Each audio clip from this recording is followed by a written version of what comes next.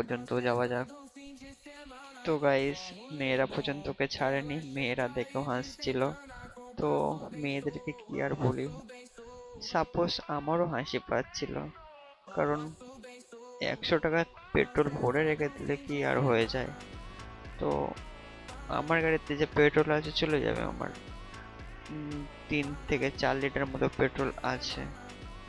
তো BS6 গাড়ি থেকে তো পেট্রোল বের করে দেওয়া সম্ভব না, অসম্ভব হয়ে যাবে।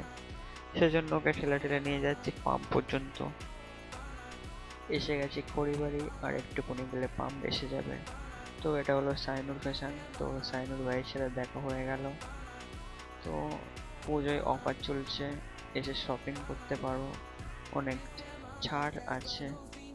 তো আর যদি কেউ এসে থাকো কমেন্ট করো। ফাইনালি পেট্রোল পাম্প এসে গেছে, তো পেট্রোল ভরে নিচ্ছে।